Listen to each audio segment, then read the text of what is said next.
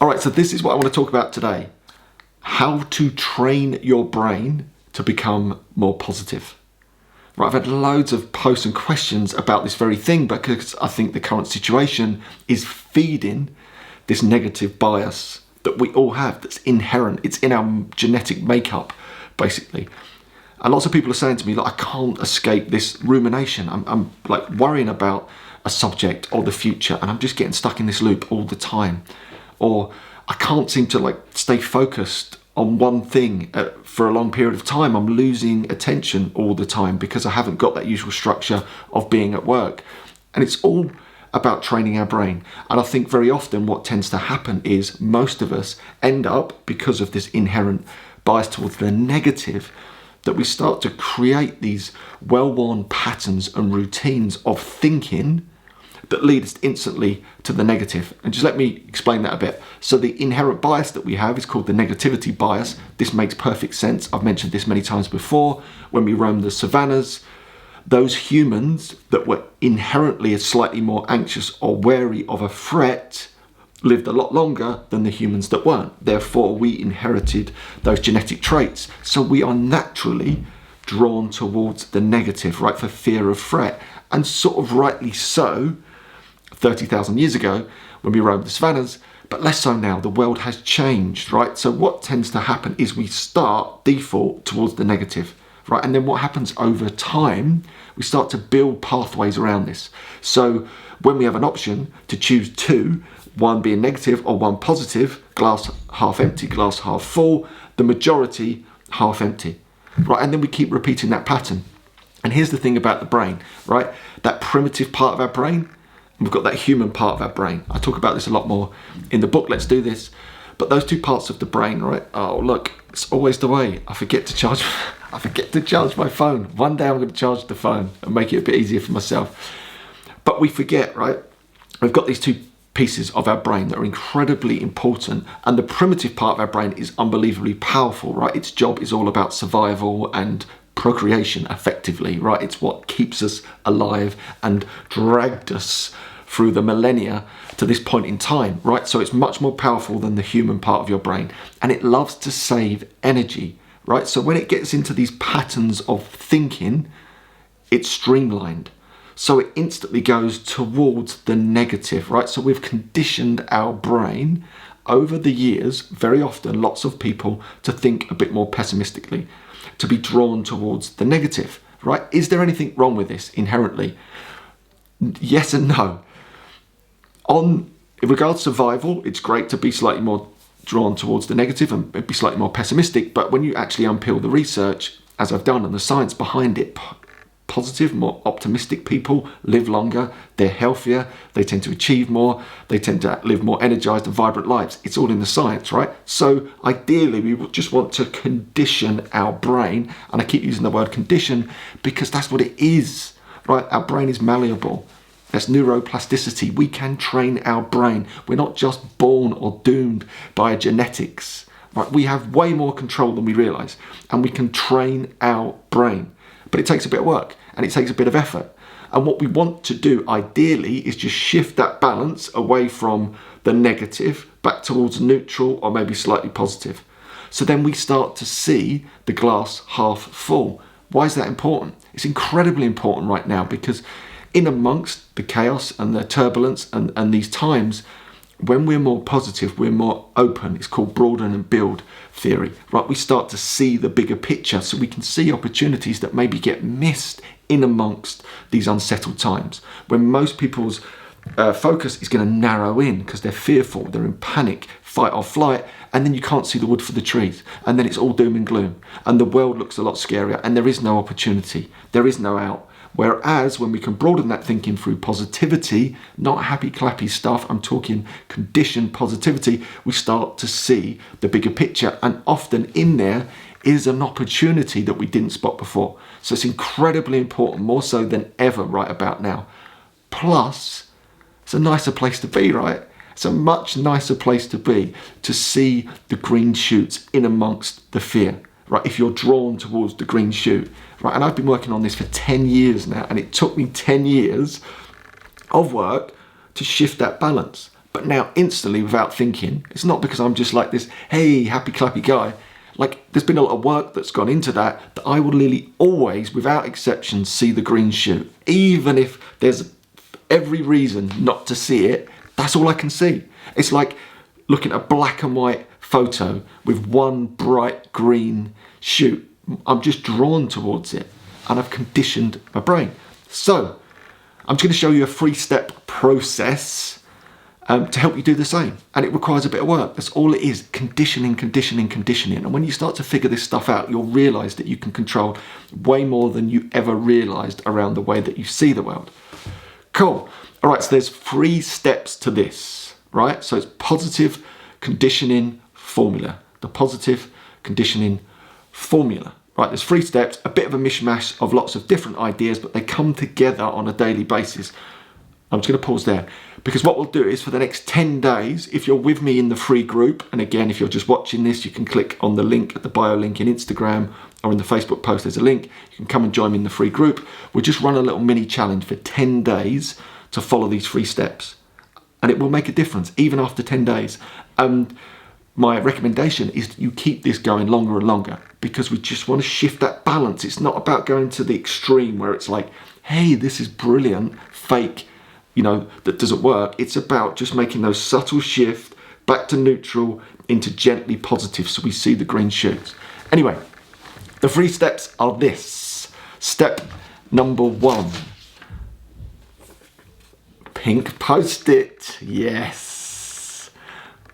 Molly, you like that, the pink Post-it? Yes. Molly likes the pink Post-it. Step 1. Awareness, right? From awareness comes the ability to change.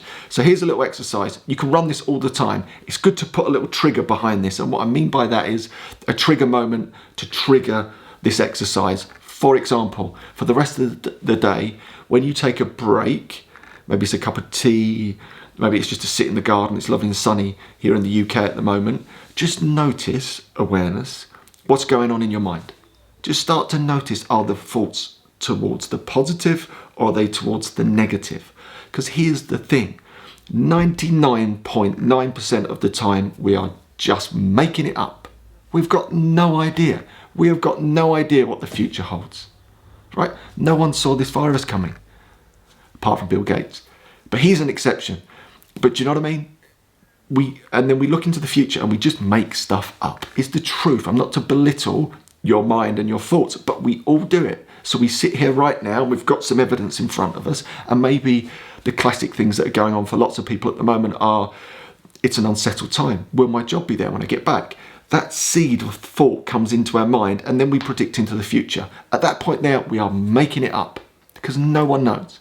We're making it up, and what tends to happen, based on those well-worn paths towards the negative, that seed of thought ends up being, well, I'm definitely going to lose my job. And if I lose my job, that means there's no income for the family. That means it's over. And do you know what? The marriage will probably fall apart. And we end up in this like crash and burn type of thinking. It's like, yeah, we've just made it all up.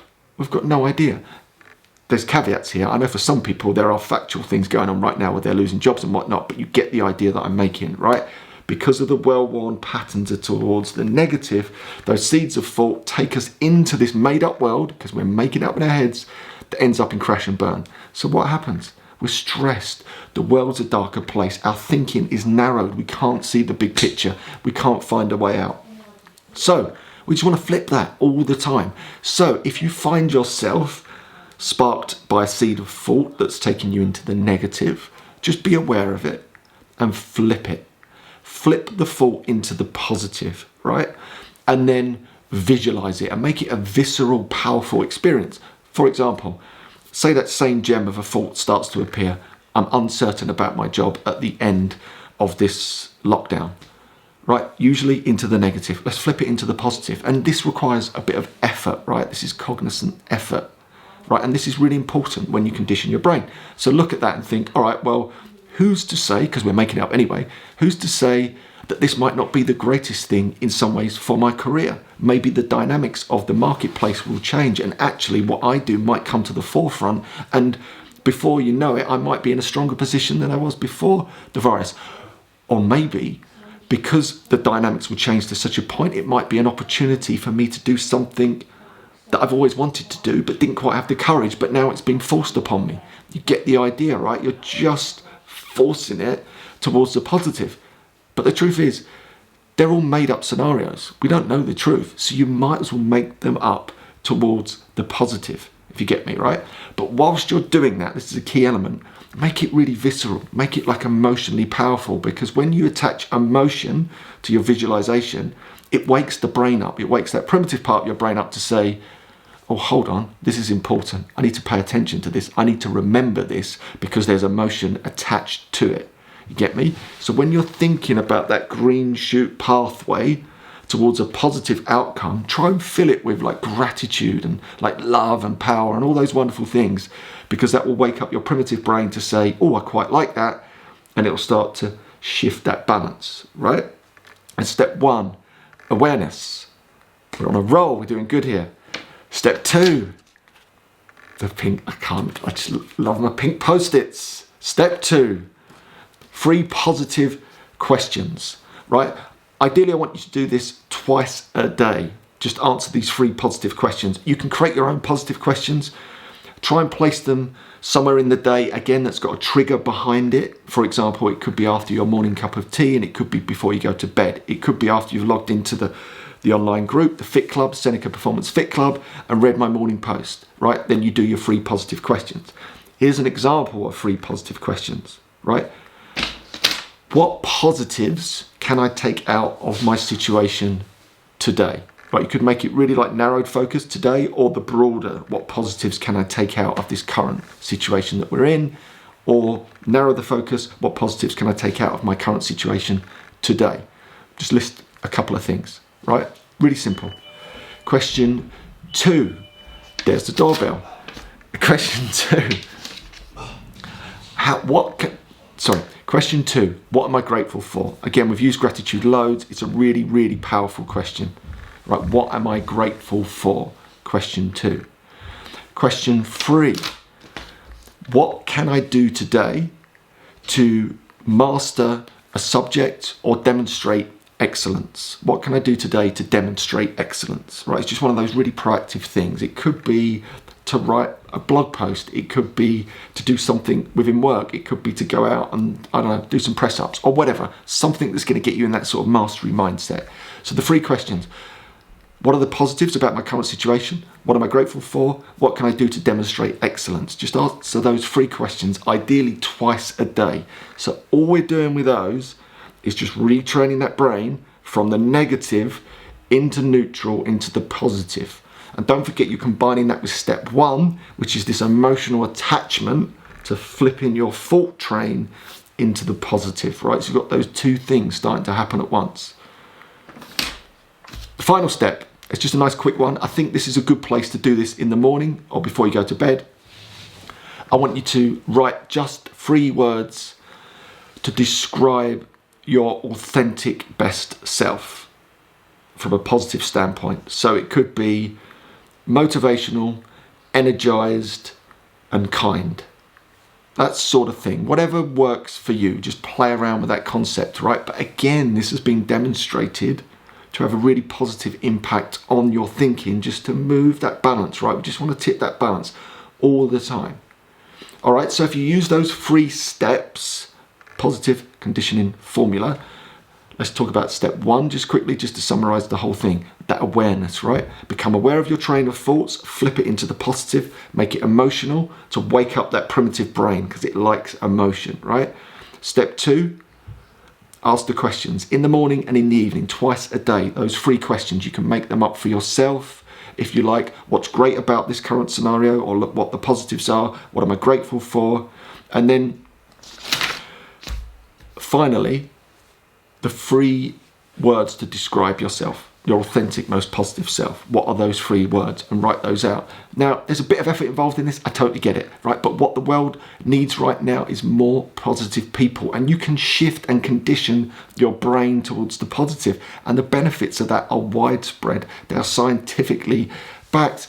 And right now, in amongst the doom and gloom, in amongst the chaos See the green shoots, because it's the green shoots that are going to drag you through this and get you out the other side on your A game. And there might be things in there that actually will transform your world for the better, because who knows? So back to the point, if we're going to make it up, let's make it up to the positive.